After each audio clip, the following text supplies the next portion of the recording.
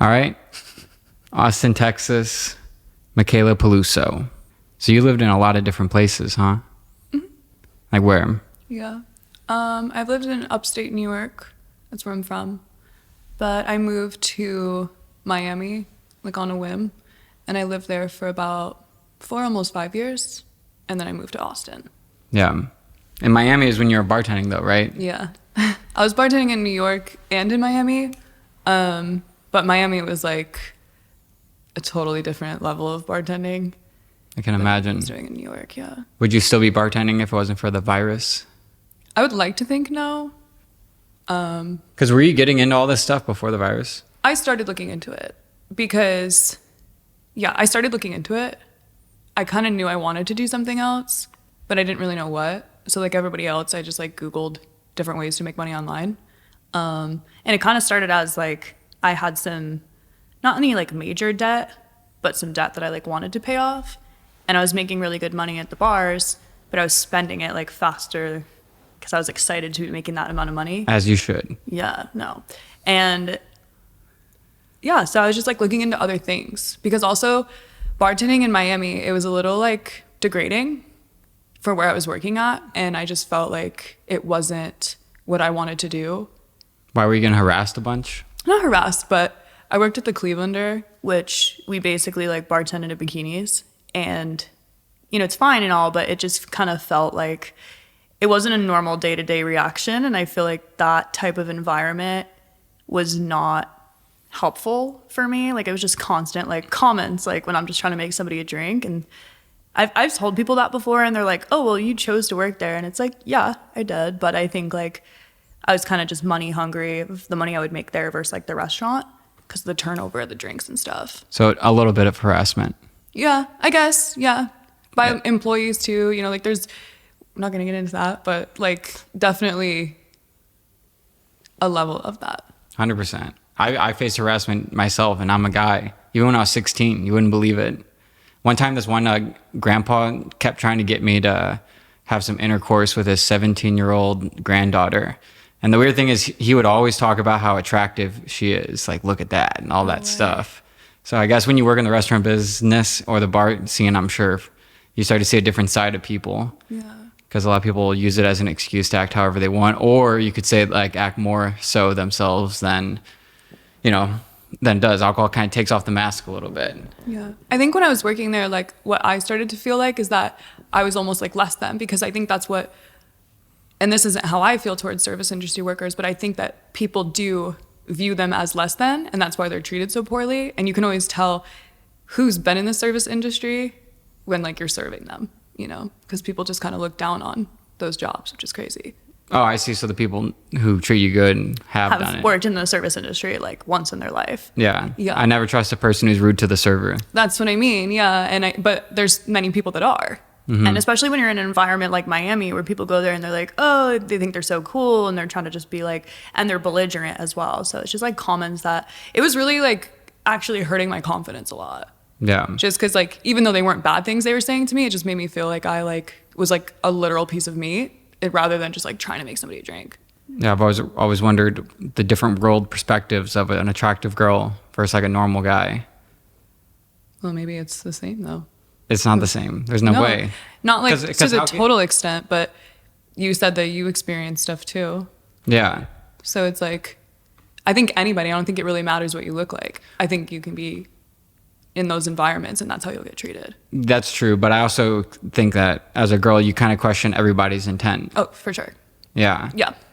Especially when it's from the opposite. Because I face harassment from the same. A lot of weirdos out there. Oh, yeah. And I used to, so like obviously we had to wear those outfits. So I would leave work at like 5, anywhere between like 4 and 7 a.m. And, you know, sometimes it'd be dark and I would just dress like homeless. Like I would put myself like so covered and I would have a bunch of cash on me and like have to run to my car because there was no parking. Yeah, it was definitely a dangerous job, a degrading job. And I feel for the people that still do it. so it wasn't necessarily the money that made you want to get into online money. It was more so getting out of that situation while still holding that amount that you're making. Yeah, because when you're making like, you know, I'd leave with like $3,000 some days from like That's wild. an 8-hour shift because that's the turnover, you know? So it was like I would look at that and be like, oh, is it worth it? Is it worth it? Where else could I make this type of money? And the only place that I was seeing that was like different online income streams. But I couldn't tell if people were lying about what they had and what they were doing.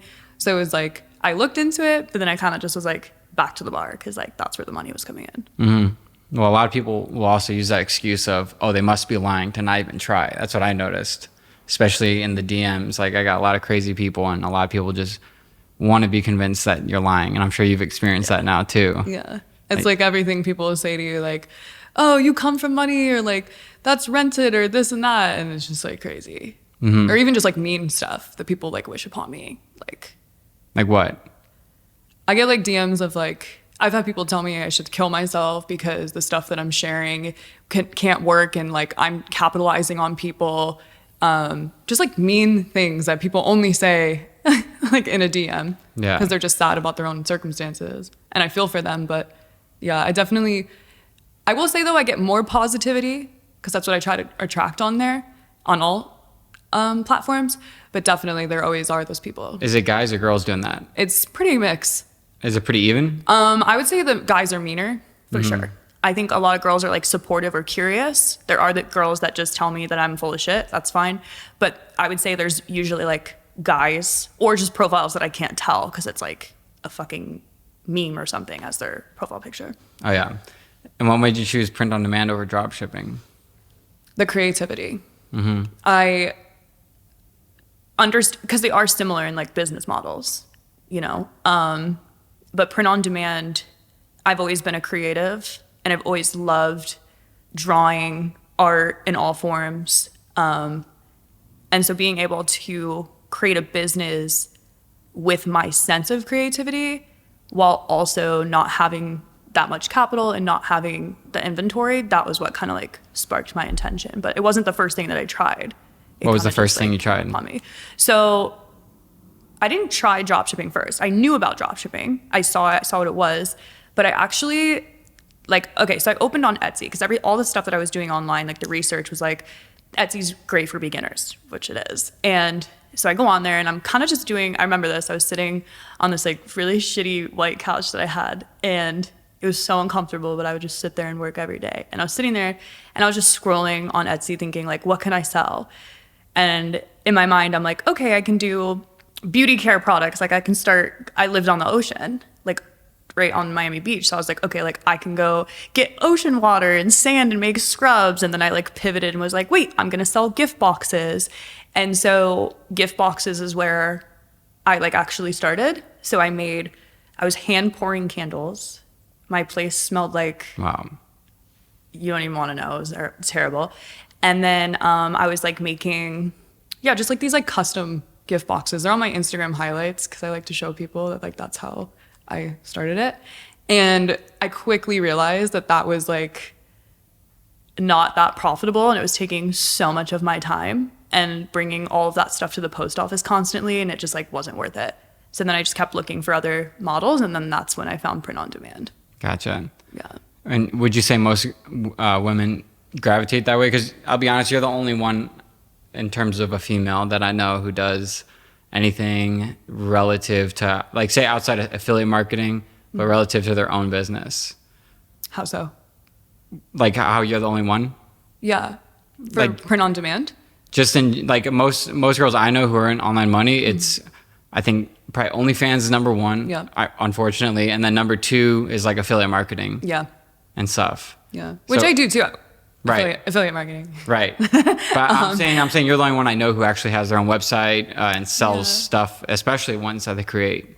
Yeah. I love like being able to just like see where I started from.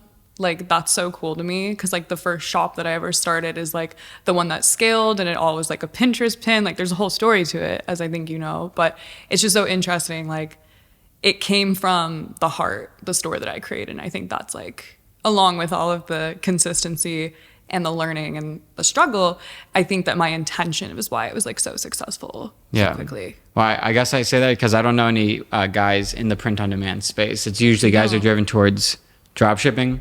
and girls are driven towards print on demand. Yeah. Why is that, you think? I don't know. I know a lot of, mainly just through working with Printify so much and getting to meet so many people, I do see a lot of men in it, but I don't think they're as like active online. Like there's definitely a few that I can think of, but I would say it is more female, like appealing to females.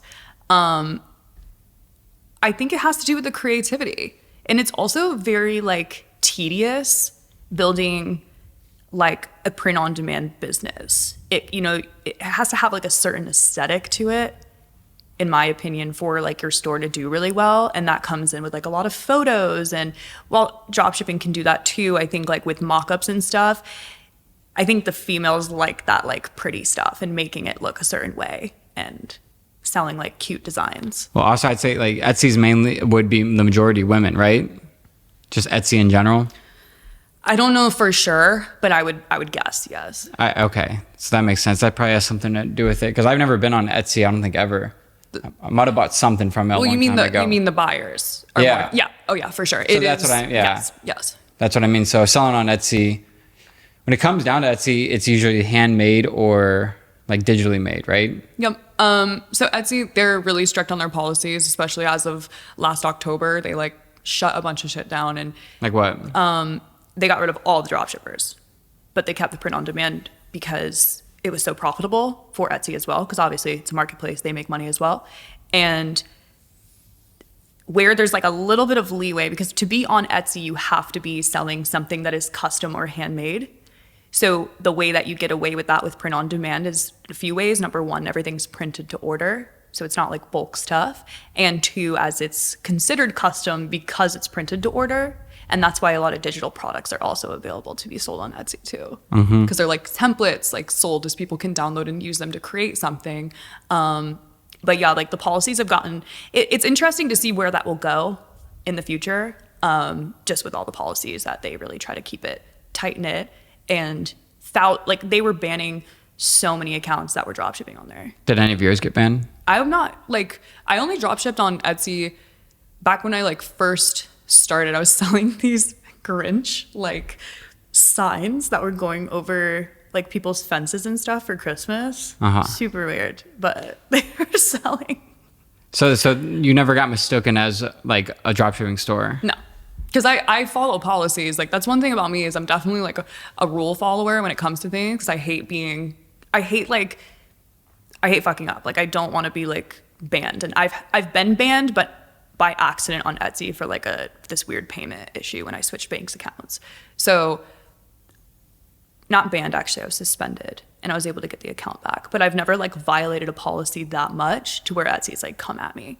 Because I'm like smart about what I do. Even if like I'm selling something that I'm like, it's a little risky, I know like how to portray it so that Etsy's not flagging it. And this podcast is also brought to you by AutoDS. AutoDS is one of the industry leaders in all dropshipping fulfillment tools, but they take it a whole lot of steps further. Not only can you get dropshipping time down to 2 to 3 business days, you also get so many more tools. Because AutoDS is one of the biggest dropshipping softwares in the world, they've implemented a product research tool that tracks all their analytics, all their orders, and then you can use that data to find your own winning products and see where the trends are going, or even use a product that you know is selling really well right now. They have a TikTok ad spy tool built in, so you can even look deep into the TikTok ad side of things for all your product research needs. And all of it is automated. Gone are the days where you need like a VA going around and fulfilling these orders for you.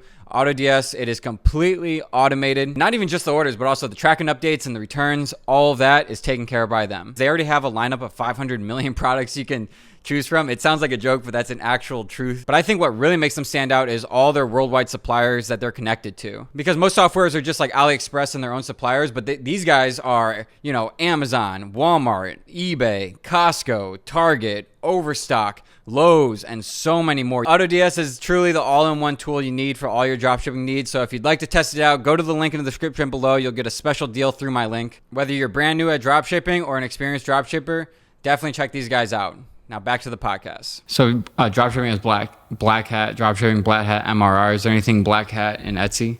What? Black hat? What do you mean? It means like some like you do it illegally, but you make a lot of money doing it. Is there like something in the Etsy community that people do illegally that make a lot of money? I mean, there's a few things. The big one is like There's a big one with digital products. People will like just take other digital products and rebrand them and sell them that people are already selling, which is obviously not right. But I think there's a lot of just like copyright infringement going on Etsy that they do not shut down, and that confuses me because like you would think that they would shut it down, but instead they just wait for a brand to contact them and they just shut that person's store down. So like people are selling like Joker Yeah, and all that. yeah, that's always confused me. Like I know again it's a marketplace, they make money as you make money, but that always just felt odd to me because it's like, why are we allowing that? Because Amazon doesn't fuck with that. So it's like, why is Etsy so okay with that when it's supposed to be keeping its like composure as this like handmade place? But there's a lot of like Disney rip stuff, Marvel, everything, even like celebrities too. Gotcha. So after the Grinch mask, you only did like a few dropshipping products, right? Yeah, I had a little bit of success with that, but it wasn't like that great with me. I worked with some people to help me like scale at the time. Like they were kind of like coaching me. I took your course, but I actually like was like working with this company to like help me with that. But this was like years ago, and then Help you with what part? dropshipping. Oh. Yeah, but they weren't like, they were kind of just like, oh, like we'll fund you the money and like help you with ads and stuff, and it just wasn't really like my thing. And then they're like, oh, you should, but that's why I'm into social media. So that's a different story. But basically, I just realized I figured out print on demand on my own. That wasn't what they were doing, and How'd you do that? just through YouTube. Oh yeah. Yeah, I would just watch YouTube videos. That's how I taught myself. I didn't take a course on print on demand at all. Do you think that helped that you didn't take a course? I don't know. I think I don't know. I know it helped me with dropshipping for sure. To take a course? To not take a course. I think like, so I've bought other courses just to kind of see other angles that people do print on demand. But that's like after the fact. At the time, I didn't feel I needed one just because there was so much information on YouTube. Well, I only say that because, especially at the beginning, like you don't know what to think, so you don't know what you're thinking is quote unquote wrong, and that's why like one part of dropshipping was so appealing to me because I didn't see anyone teaching it, I didn't see anyone talking about it, and I'm sure you have certain things you go about certain ways that maybe if you did take a course right off the bat, might have not, Yeah, for sure. Because I think like I see what you're saying. Because if I would have just been told to do this, this, and this, I wouldn't have like gone off of my own creativity and tried other stuff. Yeah. Because I think a lot of people think they can copy paste something. Yeah. And it's going to work, but it's about accumulation. Yeah. That's what as someone who's really successful in the affiliate space hit me up about. He said the best advice I ever heard you give was the best people take bits and pieces from everywhere and make their own. Because for some reason it just can't be copy. Because if it was literally copy paste, it'd be 100% success rate. Yeah. But it's all about asking the questions and forming it, especially to your own product and how you do things. Well, what was your first print on demand like success? And you drew it, right? Yeah. Wow. Procreate. Actually, no, I used Adobe, Illustrator. So I started. A little backstory.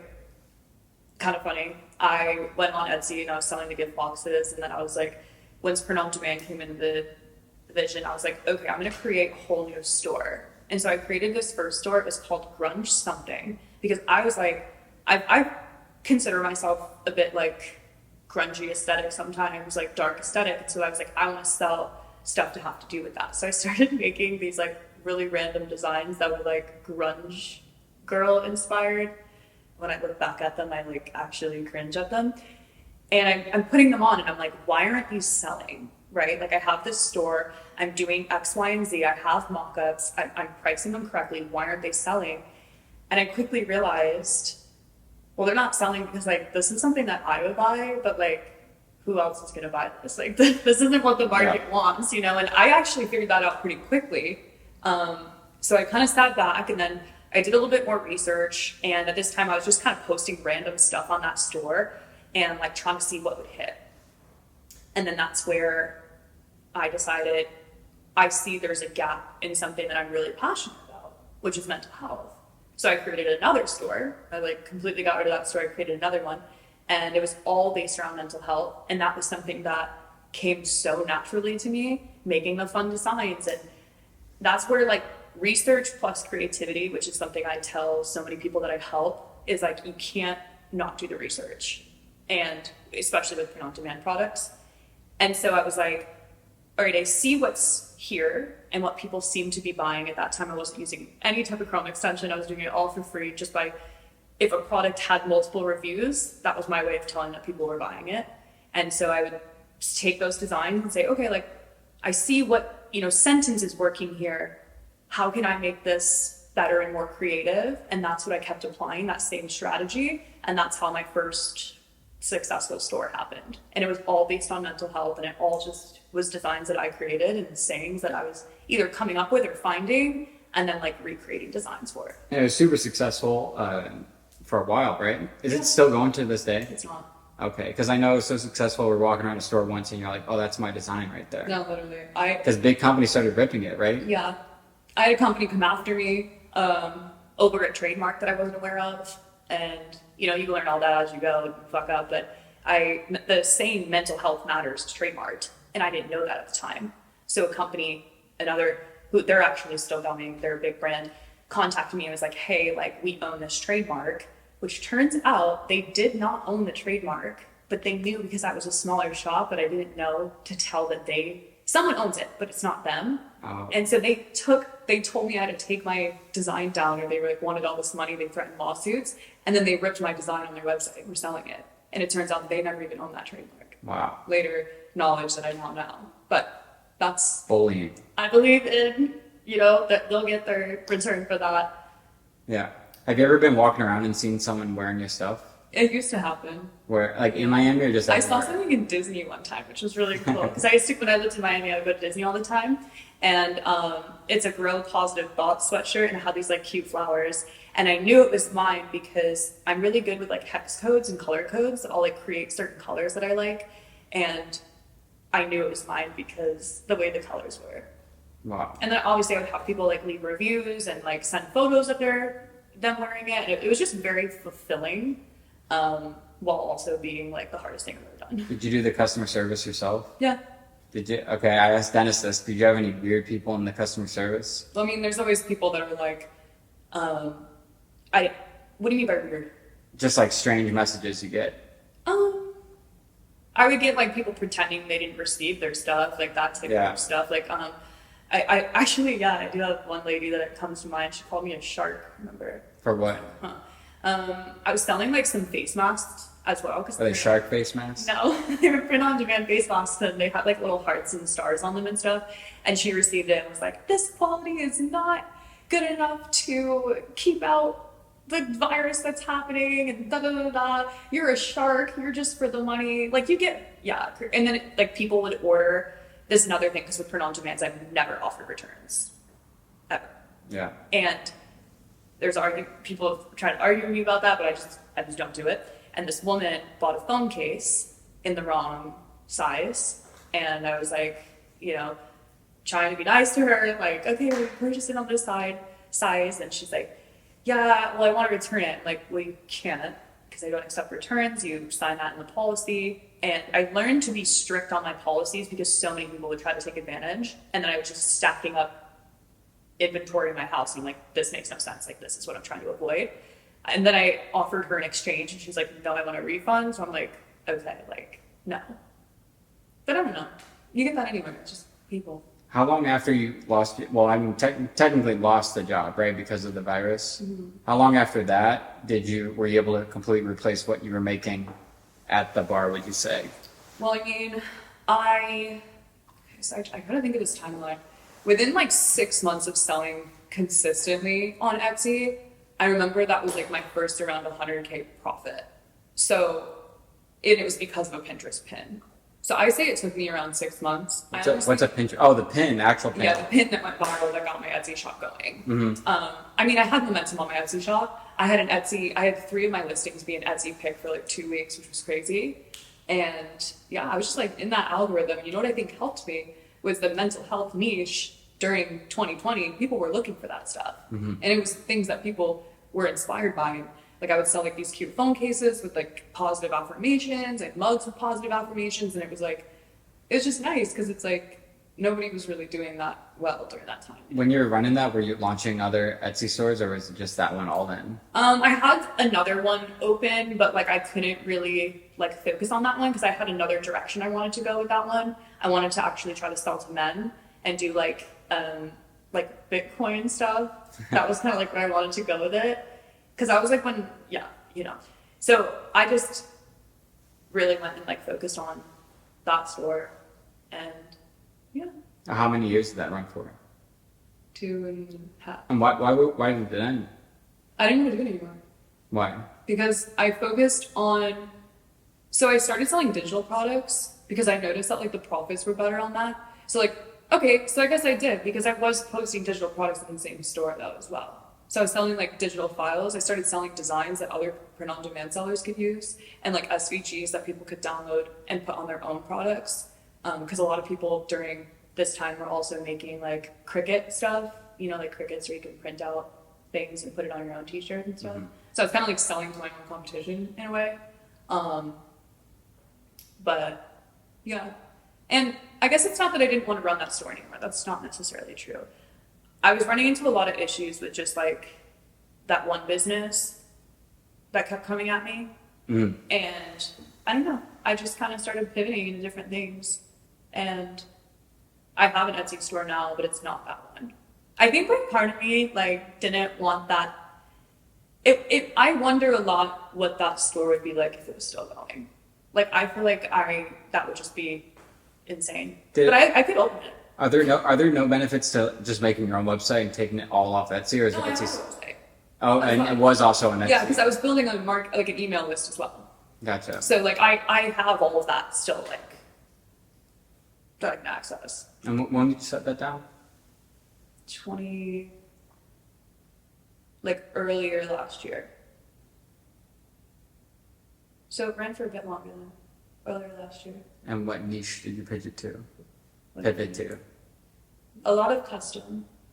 Like what? Custom products. Because now you can automate personalization on Etsy. So custom print-on-demand products. So like for instance, you see a design that says like best teacher ever, and then someone wants to purchase it for their teacher, they can add personalization and type Mrs. Jones, and then I can print that for them as Mrs. Jones. But there's a way to automate it now, rather than having, it used to be like a pain in the butt because you would have to like go back and create new templates on like your Printify account. Now there's an app that automates it, and you can do it like so good. Because if you're not doing personalization on Etsy now, you're losing. I see. Like you're losing. Like you have to be doing some sort of personalization on your store. I see. It's really, that's what Etsy's pivoting to. Like all of they still want their niche shops, but especially for apparel, like it is fully pivoting towards personalized items because they call themselves the gift platform. Mm-hmm. And like all their ads, their Super Bowl commercial last year, it's all like gift platform. This podcast is brought to you by dropshipping.ai. That means this podcast is brought to you by myself. This is my website. This website is completely free for everybody. I don't want your money now or later. This is not some funnel. This is completely free. You get a free dropshipping store built by AI. You get free products chosen by AI, and you get a free course on how to use AI to dropship in the modern day era. AI has changed every industry. Everybody knows that, and dropshipping is not excluded. We have the most relevant, most powerful, most up-to-date information specifically tailored to dropshipping and AI fusion that we're seeing right now. And like I said before, this is completely free. I'm one of Shopify's top affiliates in the entire world. In fact, I was awarded top Shopify affiliate in North America. So they pay me to give you guys this for free. It's a beautiful cycle called the cycle of life. So if you want to support yourself and support this podcast and support me, go to dropshipping.ai, claim that store, claim those products, claim that course, and let's get back to the podcast. See, yeah. And were you using Printify this entire time, or did you eventually switch to them? Well, actually, so I used Printful like my first like month or two, and there was we just talked about this when I went to Riga, Latvia, at the Amplified event with all the sellers. It was so funny because I said this during a meeting and like 4 people knew exactly what I was talking about, and it was so funny. There was this time where Printful, because a lot of sellers start with Printful. I don't know why, because Printify is so much better. And there's the Gildan 18,000 sand sweatshirt. This thing just, in early 21, you could not get it. It's sold out. And at this time, Printful didn't have a good enough like order rerouting system or out of stock method for SKUs. I had like 500 of these sweatshirts that I had customers pay me for in various sizes for this sand color sweatshirt that I like could not fulfill. I literally couldn't fulfill them. And that was why I went to Printify. Wow. Because they had them. And when I said that, literally other people in the room were like, that's literally why I went to Printify too, because they could actually fulfill It was just that color? the sand. I don't know what it was that year. It was so popular. So popular. I wonder if you would like recognize it if you saw it. Might. Because I did mess with print on demand at the beginning. Just a little bit, though. You didn't tell me that. Yeah. What? Just a little. But I also used it for my Simplified Apparel way back in the day. And which one did you use? I can't remember. I think Printful. You know why people say that they use Printful? I did a poll on it once, just on like my Instagram. I think like 3,000 people. What is it? Come up. Participated. Mm-hmm. And I said like, which one of these print on demand suppliers like would you pick? And I think it has something to do with like their logo. I don't know what it is. Like people like go on there and like they're like, oh my gosh, I've had so many people say it. But I think for me, it was the first one that popped up on Shopify. that could also be it. Mm-hmm. That could also be it. But I love Printify. I stand by it. You know this. Well, fast forward, you're one of the top affiliates for Printify, right? I dropped a little bit. I'll be honest. I took a lot of breaks with content and stuff this past year. At the beginning there was like a lot going on for me. But I'm definitely like up there with the top people. How up there? Like within the top 15 for sure. Wow. But I got booted off of the top 10, which made me really sad. Did you take it personal? I did take it personally because like, but also it's like that's just what happens when you're not consistent, you know. But I still like love being able to go in my dashboard and see all of the people that have signed up under me and how much they're making. It's like insane to see like just like different stores. Like this one girl who I had been messaging because I don't really work one-on-one with people, but I'll help people, you know, through DMs and stuff, comments, and I'll go on lives. And she like messaged me. I was like, my store's doing so good. Like, look, and she sent it to me, and I recognized her name with like, because I can see who's making sales. And I was like, I just want to congratulate you because she's only been doing it for I think like 4 or 5 months, and she's already up to like 7,000 sales, and that's really good for somebody that's like new. Mm-hmm. So Would you say organic traffic? Would you say the majority of your followers are female? Yeah. What percentage do you think are male? It's like an 80-20. Yeah. 80, yeah. YouTube, it's a little bit, YouTube, I'd say I have more male viewers. YouTube, I think it's like a 70-30, but TikTok and Instagram are mostly female. I think it's just the aesthetic that I portray on there. Well, that too, and then I think like it's crazy the percentage of male viewers on YouTube versus female. I don't know what it is. I heard like 90% male or something like that, but that could be wrong. Yeah. I've just seen like more males watch your stuff, right? 100%. Yeah. It's like 98. Wow. But why are they out in Latvia? Is it because that's where the founders are from? Mm-hmm. And how has it been working with them going all the way out there? How long's the flight? So I take a flight. I always do the same flights. I do the Austin to Frankfurt, Germany, and then Germany to Riga. It's not terrible. It's only 2 planes. But that Austin to Frankfurt is like a 10 and a half hour flight. Mm-hmm. That one's rough. It's not fun. Yeah. And I had to do it in economy because I couldn't upgrade the one time. That was awful. But working with Printify is like, it's so insane to me because I like to say this a lot. It's like, I'm just like everybody else who started. And then now that I'm, you know, I'm one of their top sellers, one of their top affiliates, they've brought and trust to talk, to speak on panels. And that's amazing. It's like incredible. Yeah. And I'm so grateful that they show such appreciation to their sellers and they create communities that help people who are beginner. They're so beginner friendly. I think that's really special of a company. And I don't see any other print on demand company doing that. Right. Have I ever told you my story of me flying to visit visit Oberlo in Berlin? Yeah. With the crazy guy? Well, I know that you went. I don't know if I know that. No, not just the story in general. I'm talking about the flight there. No. So I was in economy for it because I think it was $500 or something like that. They didn't pay for your flight? No, because I hit them with the, oh, my brother's in Berlin. I'm going to be there. While I'm there, do you guys want to do anything? And they're like, yeah, of course. But my brother was not in Berlin at the time. I was just trying to meet up with Oberlo. And it worked because they're like, oh, while you're here, you can definitely, but little did they know I was coming for them. And I wasn't booking anything unless they said yes. So I flew economy and then I sat down. I wanted the window seat and immediately, like, I think the fattest woman I've ever seen in my entire life sits next to me. I can't use the armrest, so that's one armrest down. And then they had the nerve to ask me if I could switch with their son behind them in the aisle seat. I'm like, no, I got this for a reason. And then they served dinner around like 9 p.m. And the lady next to me, of course, orders the fish. And like that alone's waking me up. I'm just trying to sleep. And then finally I put my eye mask on and I fall asleep. And then at 2 a.m. I hear some rumbling and all of a sudden I hear some guy screaming at the top of his lungs like, in like a different language. He's like screaming it. And it was the first time I felt like kind of what death felt like because I was so sure that plane was gonna go down. Like for sure, all the stereotypes I suppose were lining up.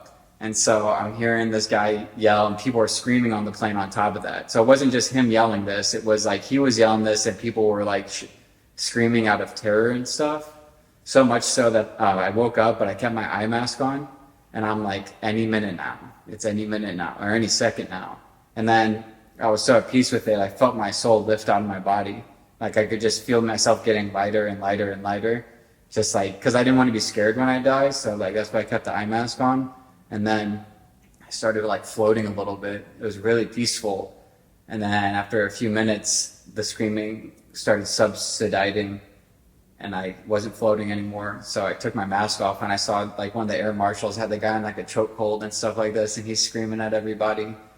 And then they left. I was like, oh God, that was wild. And then when I got off the plane, I talked to the guy sitting next to him and like, what the hell was that? And he was like, oh, he take bad drug. He think everyone spit in his hair. So I guess he was like just freaking out. He was on drugs and so much so he thought everyone was spitting in his hair. I'm like, I cannot do this economy stuff again. And then when I landed in Istanbul for 2 hours. And this was like, I had my off-white Prestos on. I had some bright blue Palace shirt. I'm wearing a Supreme backpack. I forget what pants I had, but I had all my camera gear and everybody's eyeing me down because like I'm standing out and I just like, I need to get the hell out of here. But when I walked into that airport, I felt this intense sadness, like really sadness. There was something off about this airport. So much so I'm like, I'm going to Google this airport and see if anything happened. So like maybe 4 years before that, ISIS came and killed like 216 people there. They just let loose. I can't remember if that's what that Call of Duty mission was about. Because in Call of Duty, they had this mission where you mow down everyone at the airport. And I think it might have been based off of this attack. I might be wrong. I'm like, I can't believe this. I just need to get the hell out of Istanbul. So I finally land, do all the Brillo stuff, and then as I'm coming back, I thought I had booked another 2-hour layover there in Istanbul, but it was actually, I land at 12 a.m. and I fly out at 2 p.m.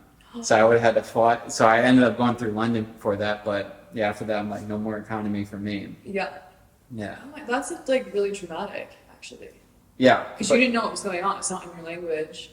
And then, like, on the plane especially. No, and that was weird, because that was the first time I was out of the actual country. I consider Canada part of America. It's pretty much the same. But when I got there, I'd ask people, like, hey, where am I going? Do you know where this is? And they would just give me the strangest face and walk away. I'm like, oh, this is what it probably feels like to come to America and not be able to speak English too well. Yeah. So. It's definitely a shock, like, the first time leaving the country. Like, I was terrified. And I think, like, you don't realize like how much of like a culture shock it can be. And how good we have it here. Yeah, that's true. Because you were saying something about the water there, or like the washing machine or something? Where at? Latvia. No. Mm-hmm. You said something about the laundry. Oh, or maybe you had to like walk into a weird place to do it. I forget. You said something about it. Not in Latvia. Mm-hmm. You guys talking about Rome? Because I have a laundry story about Rome. What was that? So in Europe, like all the bathrooms are small. The laundry's small. Like they live in like smaller. They don't need as much as like Americans. That's kind of what they're known for. Is like less. And I stayed in this place in Rome in like the tiniest washing machine. I'm like, how do I work this? And I had to do it because I had just been in Latvia for like 7 or 8 days, and then I went directly to Rome. I didn't want to go to a laundromat, so this place I booked had laundry. So it's like, oh, perfect. Well, they didn't specify. Was it community? No, they didn't specify that it was like literally like the small. I can't even. It was so small. It was like the size of the top of the chair, and Portable. it was a washer and dryer, and then they had like a heated drying rack. And I was like, okay, well, I have to use this, or I'm just gonna have to like buy all my clothes. So I tried to use it. I flooded like the. That's right. And then I'm like, what the fuck do I do? Because I don't want this lady, like, she didn't speak good English. I don't want her coming here and, like, screaming at me. And I'm like, you're fine. So I just cleaned it up with all the towels, and then all the towels were dirty, and it was just. Do people look at you differently in all these different countries?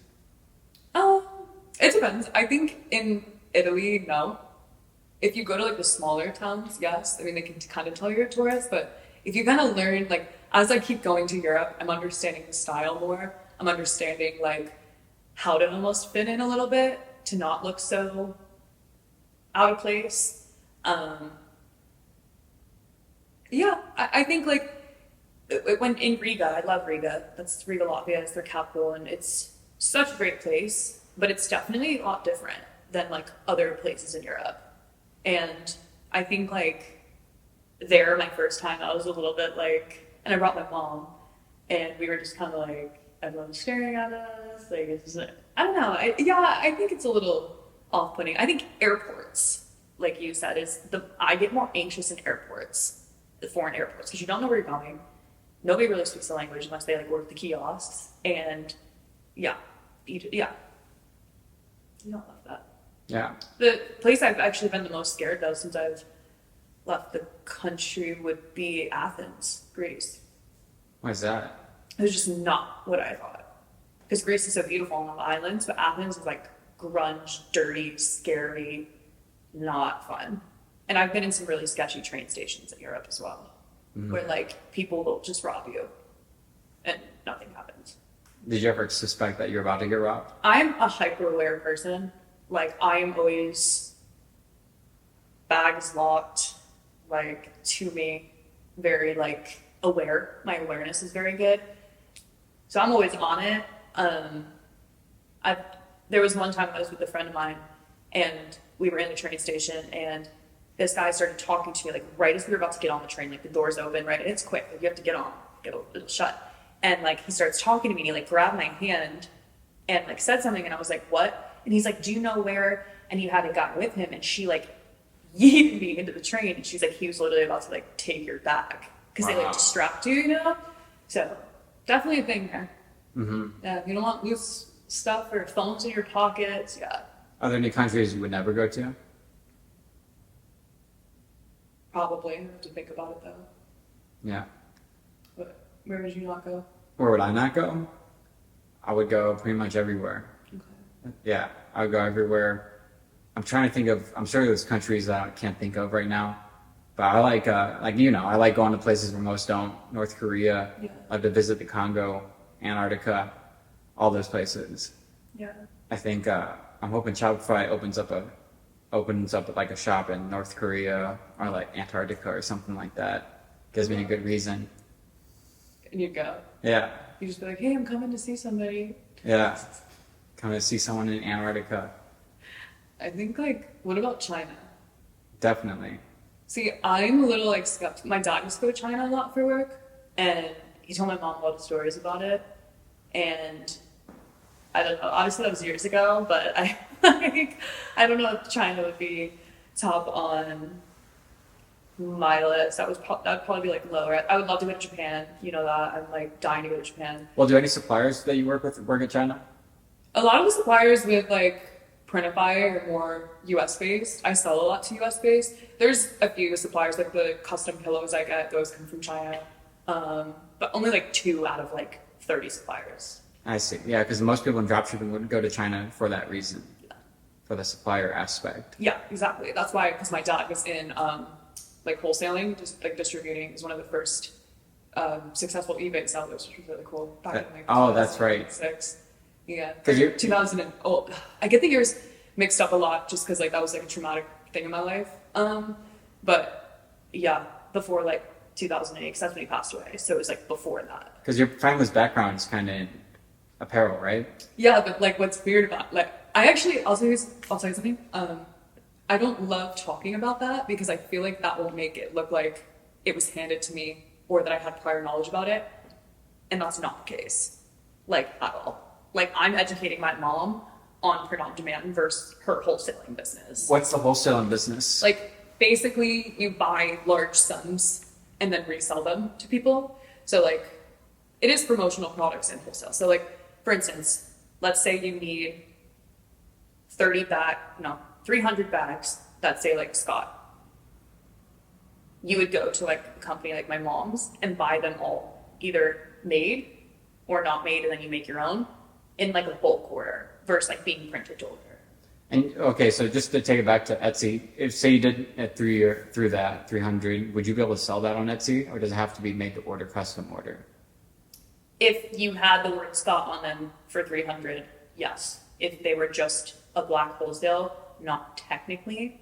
That's a good question because I don't do that on Etsy, but I've bought wholesale candles and body butters. So I don't know. Maybe but they're handmade. Yeah. Okay, yeah. So apparel, I would think. And then you fuck around with Pinterest a little bit. Oh yeah. You still do? I love Pinterest. Oh. Pinterest. You have to open up a second shop for that? Slept on. Well, they don't really. It's not about the marketplace. I would use that for marketing, like free traffic method. Because Pinterest is like a scrollable app, right? Oh, and you would link it to Etsy. Yeah. So like Ah. Pinterest is not a social media platform. People assume that just because of the way it looks. It's a search engine. It's like Google. You go there for ideas, inspiration, that type of stuff. So like you can advertise your products on Pinterest for free and get eyes to so many more people, and then just link it directly to your Etsy shop or even your business or even your content now. So it's slept on. Mm-hmm. It's so slept on. And there's definitely a method to it that I had to learn. But yeah, Pinterest is, I have a lot of videos of that on my YouTube just because like, I love it so much. I'm sure I know the answer to this, but does anyone use Tumblr for marketing? I don't know. I've never. I feel like if I've never heard this was Tumblr. back in the day, then definitely. I have a Tumblr, but I don't know. Yeah, that's what I was talking to Dennis about. He was deep in the Tumblr, MySpace phase. For marketing? Yeah, Wow. yeah. He was like one of the biggest on MySpace, actually. Interesting. Yeah. It's kind of like Reddit too, right? You can like post them on Reddit, Which one? like to be able to like market. Oh, right, right. But see, back then, I don't know if anyone was even keen on doing that yet. No. Because Shopify only started in 2006, and before that, it was harder to do. Yeah, I don't know. I've been on Tumblr. Like, Probably like do you know who owns Tumblr now? Huh? Do you know who owns Tumblr now? No. Gary Vee. Really? Yeah, he bought it for like $6 million. But people still use it?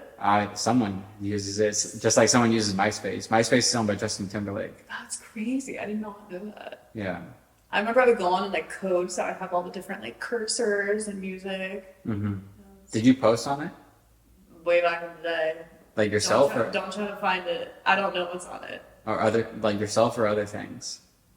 Probably like boards, like mood boards, Mhm. and probably myself too.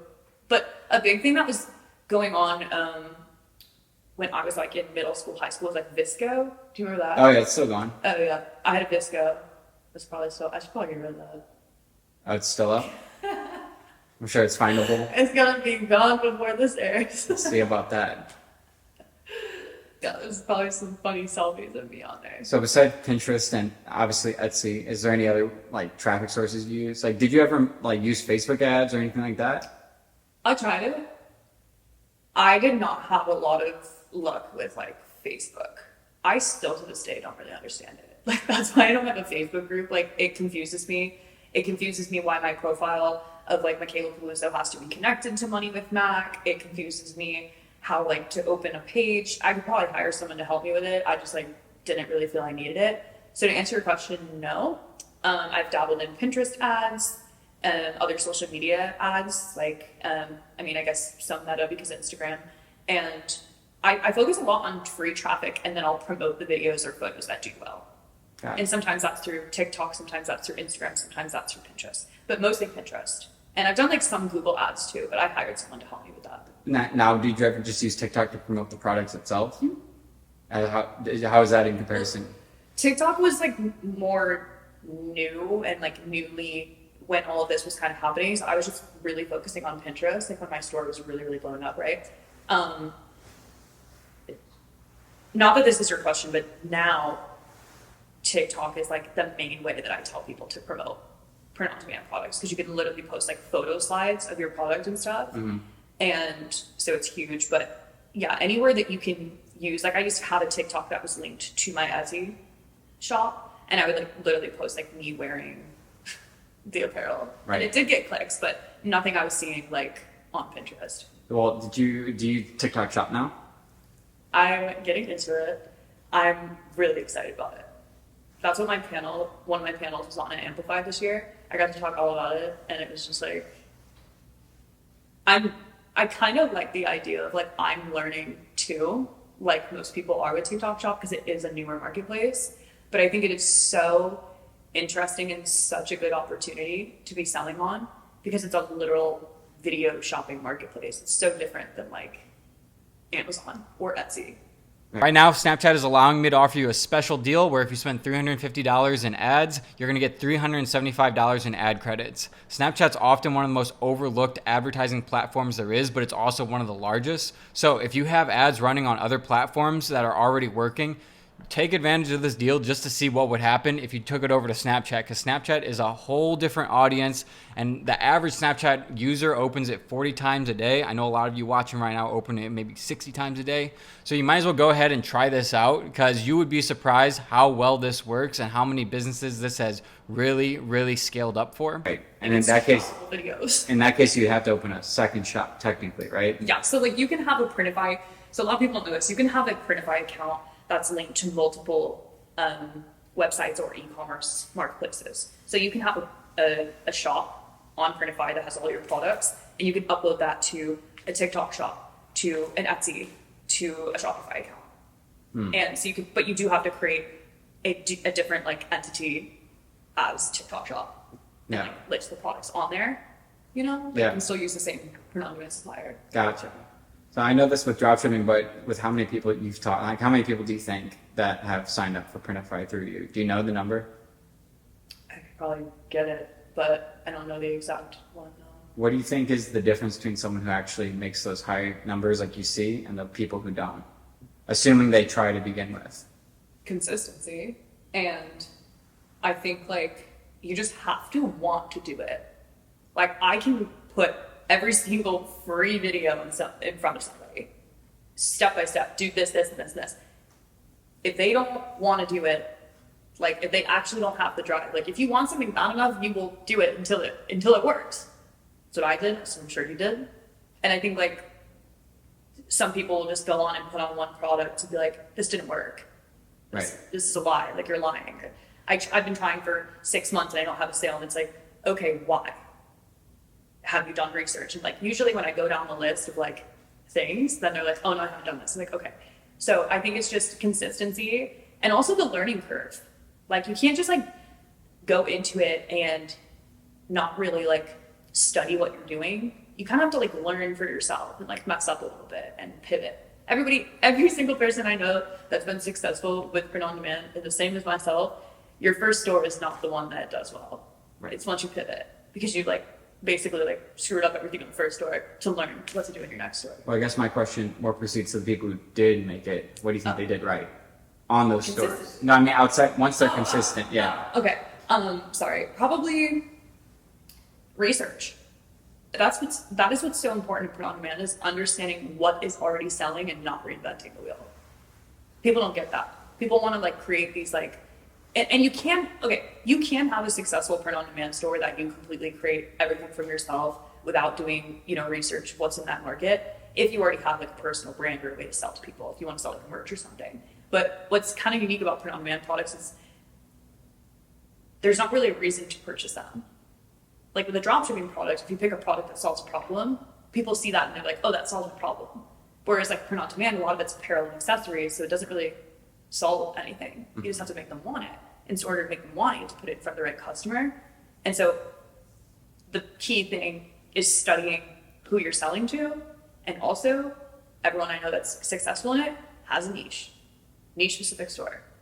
They're not trying to sell to everybody. Yeah. Because you can't, like, selling to everybody, you're selling to nobody. You need to know who you're selling to. Unless you're like a clothing brand, I suppose. You know. Yeah. But with print on demand. Right. And have you known anyone who's done print on demand that developed into like a big clothing brand? Non-niche? I met someone in Latvia. This couple, they actually live here in Austin. No, it's a niche specific store though. Oh, okay. So no. I guess everything's technically niche. It's like with that, unless you're doing like a custom store and you sell all different types of apparel, because this actually confuses people. They think the word niche also considers products. So like, for instance, I have people message me about this all the time. It's actually one of my most asked questions is, okay, I want to sell dog apparel, dog products, like cat or dog mom, chihuahua lover, whatever. I have sweatshirts on my store. Should I create another store with mugs? No. You should put all the products that with the designs that relate to your niche on your store, not a store for sweatshirts, a store for mug. Unless you want to do a mug store where you sell all different types of different mugs, funny mugs or something. But there needs to be some cohesiveness to your store, especially on Etsy and TikTok. Gotcha. And would you say most people who sell apparel sell like actual products with it? Like what? Like if you for your mental health store, was it started off with clothes, right? And then you developed like phone cases and mugs? Yeah, there wasn't nearly as many products as there are available now. I went in like sweatshirts was what really popped off for me at the time. And then it was phone cases, mugs, like tumblers, and stickers. Another top seller. What's the oddest product you can customize right now? There's a lot of weird ones. They have like I don't know if it's odd, but like the tap phone chargers. You know what I mean? Like where you place your phone on the phone charger, the mag chargers. Mm-hmm. Those are pretty weird. Shower curtains, I think, are a little weird. Okay, let me ask you this. What's the oddest store that you've seen like actually make it? Oddest store? Yeah. I've seen these like knockoff emojis where they do like the poop emojis doing like several different things, some inappropriate as well. Mm-hmm. It's like poop emojis with like hands and stuff. Yeah. And it's on all different types of products. It's almost like that Little Miss trend that was going on. Oh yeah. Like poop emojis. Really interesting. Yeah. You never know what's gonna make it, huh? No, I think you just have to like tap into a market and like, again, research. Well, like you said at the beginning, is like you realize that first store, it wasn't selling because it's something you would buy, not what other people would buy. And I think it's very important to remember what other people will buy, not what you would buy. Yeah. Because just because you won't buy something doesn't mean like that. Oh, this is a weird story. So I was talking to Dennis yesterday. Mm-hmm. And he said, I was like, yeah, have you ever started drop shipping? He was like, yeah, I did. My first product was this anti-gravity phone case. We had antigravityphonecase.com. And I'm like, that's crazy because my first product was anti-gravity phone case and mine was antigravitykcase.com. We had the same first product. That's crazy. How weird is that? That's really crazy. Yeah. Didn't you do like a mask too? No, he did the mask. No, I thought you did a mask. No, like you said mask or something? Oh, I did the sleep mask. Because that was in your course. Yeah, the sleep mask. I remember that. That one I might actually buy. I don't know if it worked though. I mean, technically it might have worked, but a lot of people seem to have liked it, you know. It's funny, in the course, you just kept, I know I've told you this before, you just kept saying, make it sexy. Make your website sexy. Was I wrong? Because that mask does serve a purpose, I suppose. It doesn't solve a problem, but it serves a purpose. Yeah. Which I guess is another area, more so like what you're talking about is like those products serve purpose, serve, wait, what did I say? Serve. Oh, it serves a purpose, but not solve a problem. Yeah. It's something that you look at and you're like, oh, I would use that for X, Y, and Z. And I think it's easier sometimes to sell to those people. It's almost like a pain point or like an issue that they have or like, you know what I mean? Versus just like a shirt. Mm-hmm. Do you know? Yeah. Like, I don't know. That was something I learned as I kept going in the space. But yeah, I think back to the point of like, another hard thing that a lot of sellers, especially when people ask me to like do store audits and stuff, I don't do them often, but if I have time and I see someone, and like I'll go to these pages and I'm just like, what is this design? Like, Right. what are you, like, what is this? Like, who is going to buy this? And I think the hard truth of print on demand is like, it's not about you. You can put a spin on it and go into a niche, and I encourage you to go into a niche that you're interested in, but like making these like random designs, like, no, like that's not gonna work. I wonder if anyone's done a print on demand store with no print. You know, I mean, they literally are just drop shipping. Yeah, and they release like The supplier won't print it. Like they won't. They won't send you a blank. I don't think so. I feel like they would definitely send you a blank. Why not? Just to like get the money. Yeah, I mean, if you make the proper photos with it and you claim like, oh, this is the quality and everything. I'm gonna find out about that. Someone's for sure tried it. Drop shipping the drop shipping company. It's possible for sure. Yeah, I mean, it's kind of like, you know what I saw today? Which I like actually deep dove into it because I was like, is this real? It was a girl on TikTok making these like, or no, she's on Instagram, and she's taking perfume, designer perfume, unbottling it, rebottling it, and selling it for much cheaper. So it's the fake one? No. So why would she sell it for cheaper? Like she's buying because people can't afford these designer perfumes. Yeah, like right. Baccarat Rouge, right? It's like a $450 bottle. So she's taking that and then making it like Smaller? syringing it into these smaller bottles and then selling it. And apparently it's legal. Wow. Yeah, I mean, I saw like they're putting these kiosks up. It's like on the wall, and you pay $1, and then you get one spray of perfume out of it. Where is that at? I don't know. I just saw a video of it, Interesting. and then what you could do is put the QR code and try to sell it, the affiliate side of things. But the profit margins on that they said was 93%, because $1 per spray. I don't know how many sprays you get, and honestly, if you wanted to black hat it, you could just do the fake versions of each one. So many of those. No one would know. I always can tell. Close enough. I'm a big perfume person and I can always tell. But if you're not big into that, then I might not be able to tell. Are there perfume making classes? I was thinking about this last week. There's probably, I know there's places where they take, like in Florence, I had them, did I tell you about this? Yeah. They like took my skin, like they were like doing some. What was it? You scented? Yeah, no, I was there at the store, and so they were like doing this whole like scraping my skin. It's a really famous perfumery. I just can't think of the name. And then they like put it under this micro. They went in the back, and like I was watching, and like they do this thing, and then they say like, okay, this is the scent that you need. And Oh, like, add okay. to it to like make sure, because like everyone has like different chemical compounds that make up your skin. That's why some women will wear, like 4 women can wear the same perfume and it'll smell differently on all of them. Whoa. I wonder if I can get a me scented perfume. I mean, Probably. cologne. Like I just want to smell more like me. Is that possible? You should look into it and get back to me. Yeah, because that would sell well. Would it? Yeah. I smell good. without clothes. Yeah. Okay. I'm starting to think the cologne just takes me down a level. What cologne do you wear? I don't know. Yeah, you do. No, I don't. You don't want to give it up. I don't know what I wear. I don't wear anything anymore.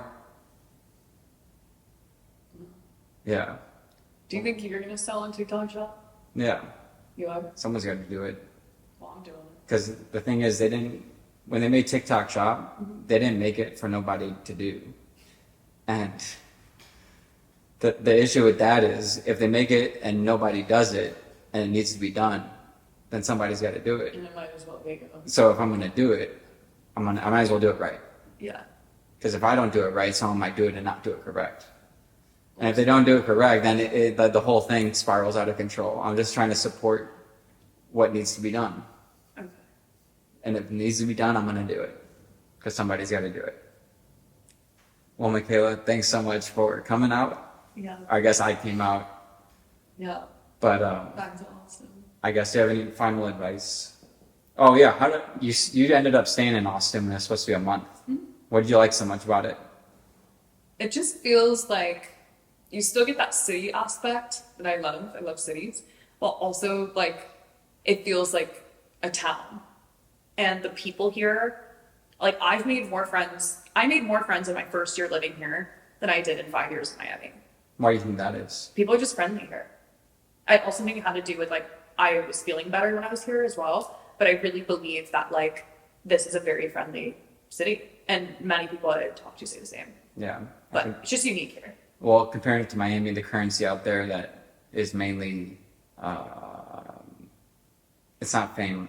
It's like fight to who's better energy. Yeah, I'm trying to think of the word I was looking for. It's like the currency is status. Status, yeah. Status. And so when you limit the things that you can do, generally, and well, in a city where things are so limited to do and the things that can be done, and God knows they're being done incorrect and correct out there, then that means that you kind of have to like it's like a caste system in a way where you're trying to go up on okay, who can have the better club seat, who can have the better boat, who can have the better car. I'll never forget going to Jackson Hole with Luca, and the guy was like, the difference between Jackson Hole and a place like Vail or Aspen is like people walk around with like fur coats, and it doesn't matter what you wear in cities like that, but in Jackson Hole the only thing that matters is your performance on the mountain. That's all anyone ever cares about. So I think Austin's similar, where it's like people don't necessarily, like I haven't seen one exotic car except that blue Urus since I've been here. People don't really necessarily care what you drive or what you wear or what you have. It's what you do. Yeah. And that's why, actually, I'm going to bring it up again. That's why like so many OnlyFans creators and pimps or whatever, the managements are in Miami and California because they're more concerned about what they have than what they're doing.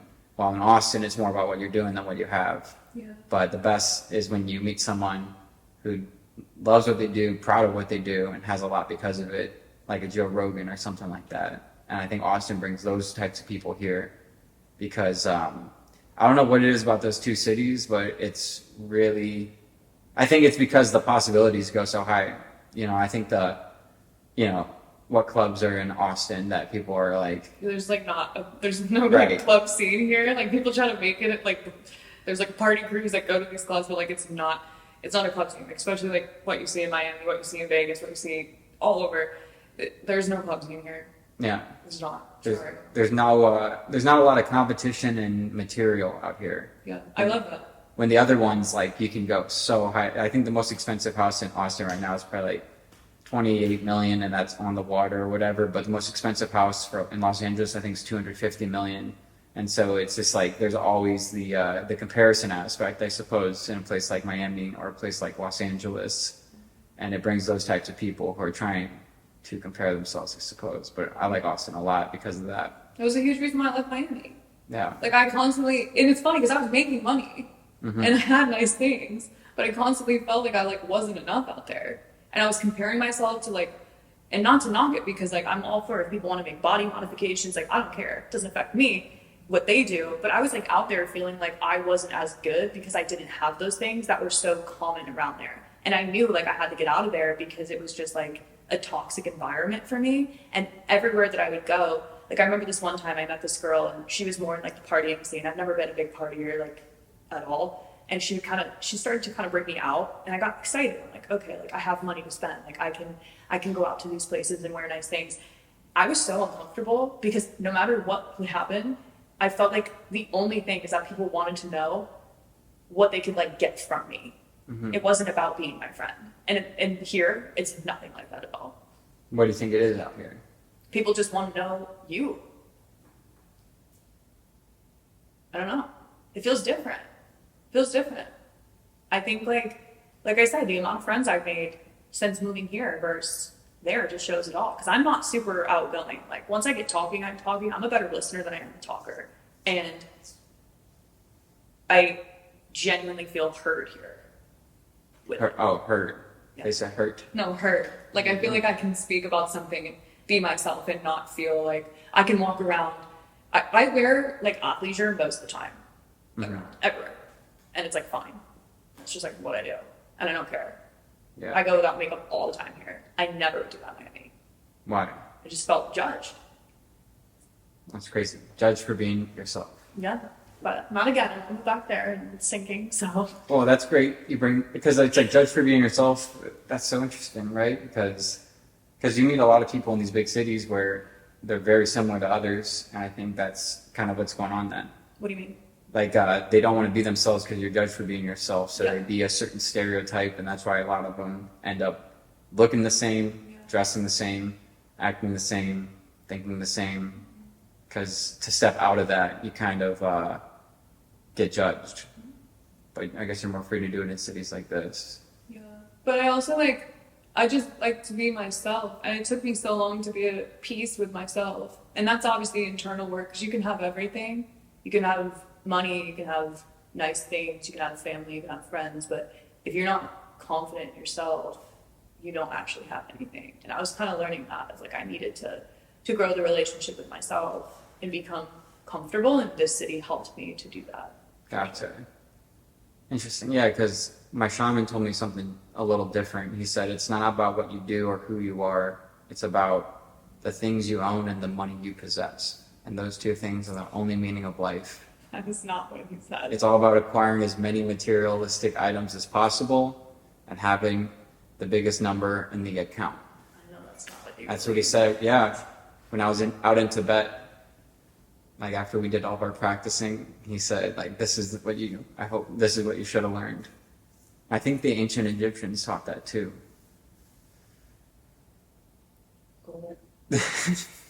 Ridiculous. Okay. Has that been on? No. So that's No, this is just the test run. no. Are you ready to start the... No, we're done. No, I mean, no, this was just a test run. No, we're You're done. fucking with me. Yeah. All right. Well, thank you so much. I appreciate Yeah, it. thanks for having Anytime. me. Okay.